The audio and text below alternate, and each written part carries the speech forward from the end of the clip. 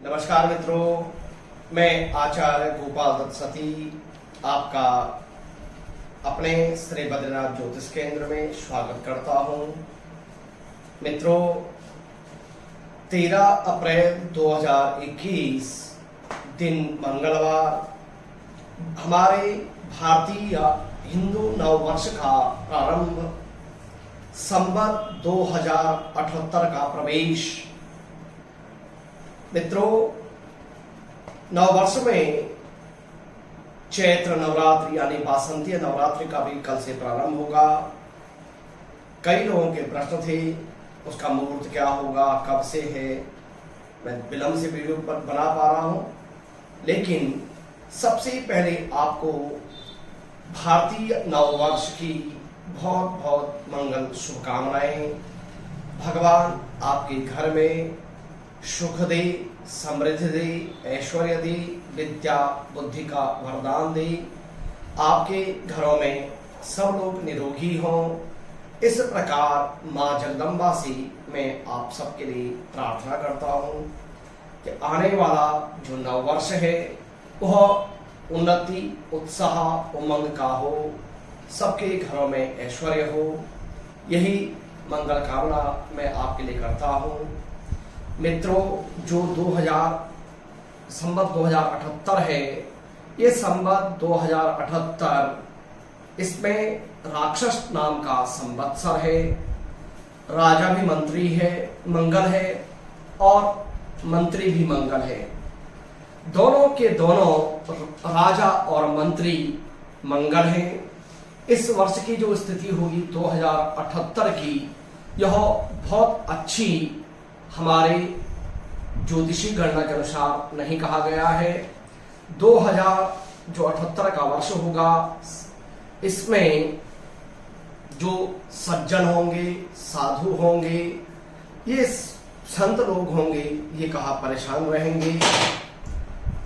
और उसके साथ साथ जो दुर्जन होंगे, चोर होंगे, डकैत होंगे, वो मालामाल रहेंगे।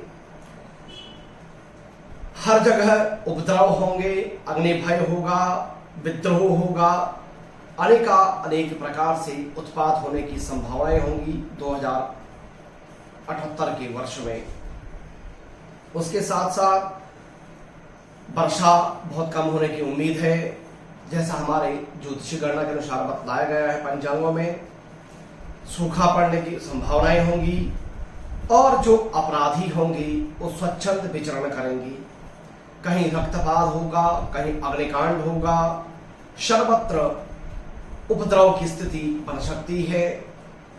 और उसके साथ साथ में क्योंकि जो संवत्सर है, उस संवत्सर का ही नाम है राक्षस संवत्सर। बड़ा कंफ्यूजन इस बार हुआ था कि आनंद नाम का संवत्सर होगा या राक्षस नाम का संवत्सर होगा। फिर पंचांगों ने स्पष्टीकरण दिया है कि जो आनंद नाम का जो संवत्सर है उसका लोप हुआ है, इसलिए राक्षस नाम का संवत्सर ही इस वर्ष में उच्चारण होगा संकल्प में। और आप समझ सकते हैं जब राक्षस नाम का संवत्सर होगा उसकी प्रकृति क्या होगी, उसका व्यवहार क्या होगा, आप उसे समझ सकते हैं। मित्रों, अभी आप लोगों ने देखा पिछले 15-20 दिनों के अंदर में कोविड की स्थिति बहुत ज्यादा भयानक हो गई है। इसलिए मेरा आपसे निवेदन है, आप लोग अपने घरों में रहें, सुरक्षित रहें, कम से कम आप लोग बाहर निकलें। और अगर आपके घर में कोई किसी को इस प्रकार की समस्या है तो आप निश्चित रूप से किसी को छुपाए नहीं, दूसरे को स्पष्ट रूप से बताएं कि हाँ हमारे घर में समस्या है। कई लोग सुनने में आया कि लोगों को होने के बाद भी लोग आराम से सड़कों पे घूम रहे हैं, बाजार में घूम रहे हैं। उससे हो सकता है आपको न परेशानी हो रही हो, लेकिन आप अगर देखो इस समय मरने की स्थिति बहुत भयावह हो रही है। इसलिए आप लोगों से मेरा निवेदन है कि आप लोग बच करके रहें। अगर आपके घर में, क्योंकि अब नवरात्रि का समय है, पूजा पाठ का समय है, इधर साजों का समय है, किसी के घर में कोई परेशानी हो तो निश्चित रूप से आप दूसरे को स्पष्ट रूप से बताएं कि हाँ मेरे घर में समस्या है। इसलिए कम से कम लोग तो आपके वहां तक पहुंचे। अक्सर लोग बताते नहीं हैं और उससे दूसरे के जीवन पर समस्या आती है। इसलिए मित्रों, मेरा आपसे विशेष आग्रह है कि आप लोग अपने घर में ही पूजा पाठ करें, ज्यादा इधर उधर मंदिरों के चक्कर में भी न रहे, भीड़ भाड़ में न जाएं। पूजा की दुकानों में बहुत ज्यादा भीड़ लगी हुई है, इस सब चीजों से आप परहेज रखें। कम से कम सामग्री में भी आप कर सकते हैं। ऐसा हमारे शास्त्रों ने कहा है कि पत्रम पुष्पम फलम तोयम यो मे भक्त्या प्रेक्षति। यदि आपकी श्रद्धा हो, आपकी आस्था हो, आपका विश्वास हो, आप कम से कम सामग्री में भी भगवान की भक्ति कर सकते हैं। लेकिन आवश्यकता होती है आपकी श्रद्धा की, आपकी आस्था की, आपके विश्वास की। आपने सामग्री तो सब कुछ इकट्ठा कर ली और आपकी अगर श्रद्धा न हो, वो सब कुछ किया हुआ बेकार होता है। तो मित्रों, आप करें श्रद्धा के साथ मां जगदम्बा की पूजा। और अब मैं आपको, ये तो मैंने अभी आपको संक्षिप्त रूप से जो नव संवत्सर है उसका फल आपको बताया। आगे में आपको हर राशि का जो 2021-22 का वर्ष होगा वो कैसा रहेगा, मैं आपको एक एक राशि का आपको आगे बतलाऊंगा। लेकिन आज मुख्य रूप से, और इस जो हमारा संवत 2078 का वर्ष होगा, इसमें 4 ग्रहण पड़ेंगे, 2 सूर्य ग्रहण होंगे और 2 चंद्र ग्रहण होंगे। 2 सूर्य ग्रहण, 2 चंद्र ग्रहण पड़ेंगे। उसके साथ साथ 13 अप्रैल से ही परम पुण्यशाली मां शक्ति की पूजा के दिन नवरात्रि, वासंती नवरात्रि का होने जा रहा है प्रारंभ। तो मित्रों, कल जो मुहूर्त रहेगा नवरात्रि का, वो सबसे पहले मैं आपको बताता हूं, क्योंकि जो नव वर्ष का जो प्रारंभ है वह आज 12 अप्रैल को ही हो गया है, सुप्रातः 8 बजे से। लेकिन उदय तिथि में जो मुहूर्त होगा वह 13 अप्रैल 2021 दिन मंगलवार को होगा। और जो कल प्रतिपदा तिथि रहेगी चैत्र शुक्ल पक्ष की, वह सुबह रहेगी 10:17 तक। तो आप लोग प्रातः 5:15 बजे से लेकर के और 10:15 के बीच में आप अपना कलश स्थापन कर सकते हैं। और अगर किसी कारण से आप अगर इस बीच में ना कर पाए तो आप मध्याह्न दोपहर में अभिजित मुहूर्त में लगभग 11:15 से लेकर के और 12:15 के बीच, इस बीच में भी आप कलश का स्थापन कर सकते हैं। ऐसा हमारे शास्त्रों ने कहा है कि जब आपको कोई उचित मुहूर्त न मिल पा रहा हो, आप अभिजित मुहूर्त में उस कार्य को प्रारंभ कर ले, निश्चित रूप से उसमें आपको सफलता प्राप्त होती है। और उसके साथ साथ आप कलश का स्थापन, जो आप जौ बोते हैं, वह जो आप बोए, मां दुर्गा के 9 रूपों की जो पूजा है वो आप करें। इसमें जो पंचमी तिथि जो पड़ेगी वह पड़ेगी 17 तारीख शनिवार को, पंचमी। उस दिन माना जाता है पंचम नवरात्र की पंचमी को कि जब आप जौ बोएं तो उस जौ को ऊपर से पत्तों से या किसी चीज से ढक दें और 5वें दिन में उन पत्तों को वहां से हटा दें। उसको माना जाता है कि मां जगदम्बा के साक्षात दर्शन। उसके साथ साथ जो निशित व्यापिनी महाकाली पूजा होगी, कालरात्रि पूजा, वह होगी आपकी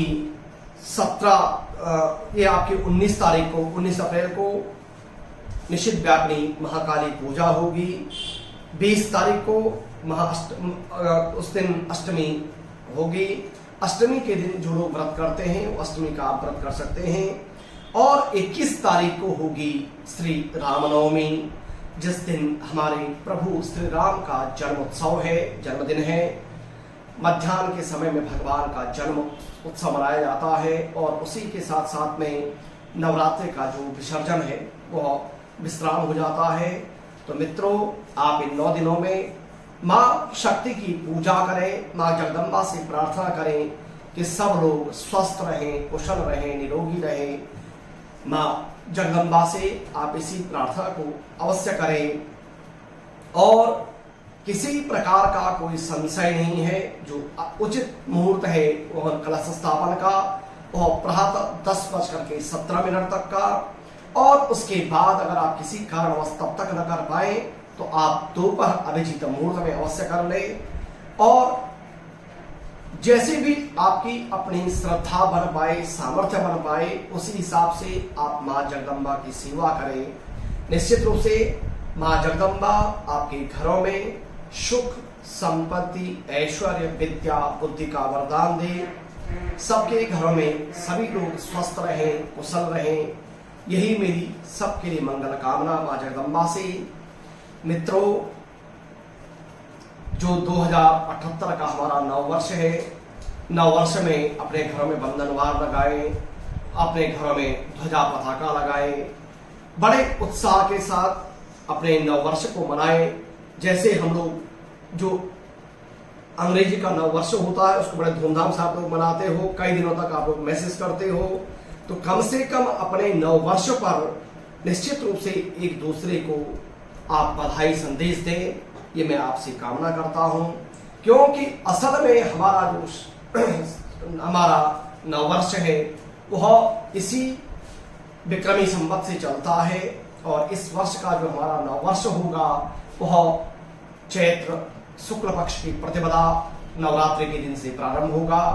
सब लोग बड़े उत्साह के साथ अपने नववर्ष की शुभकामनाएं एक दूसरे को प्रेषित करें। मित्रों, अब इसके बाद अगले वीडियो में मैं आपको जो अब मेष राशि से लेकर के और मीन राशि तक कैसा कैसा आपका होगा वर्ष, वह मैं अब निरंतर आपको आगे बताऊंगा, जिससे आप लोग आने वाले वर्षों में सावधानी के साथ में और क्या क्या आप उसके लिए उपाय कर सकते हो। अगर आपकी कोई आपकी राशि के हिसाब से कोई अगर शुभ समय न हो, उसके लिए आप क्या उपाय कर सकते हैं, वह भी मैं आपको बताऊंगा आगे आने वाले वीडियो में। तो मित्रों, सबसे पहले आप करें माँ जगदम्बा की भक्ति, और उसके साथ साथ में जो हमारी वेबसाइट है astrobadri.com, उस पर भी आप जो है जो आपके जानने वाले बाहर लोग हों वो भी उसके माध्यम से संपर्क कर सकते हैं। उसके अलावा फेसबुक पर, ट्विटर पर, इंस्टाग्राम पर आप मुझे फॉलो कर सकते हैं। और कलश स्थापन की विधि, कैसे कलश स्थापन करना चाहिए, कैसे पूजा करनी चाहिए, उसके लिए आपको ऊपर वीडियो में मैंने पहले भी वीडियो बनाया है कलश स्थापन का, उस वीडियो में आप कलश स्थापन की विधि अवश्य देखें और देख करके उसी के अनुसार आप कलश स्थापन करें। तो मित्रों, फिर मिलते हैं किसी एक नए विषय के साथ, तब तक के लिए मित्रों नमस्कार।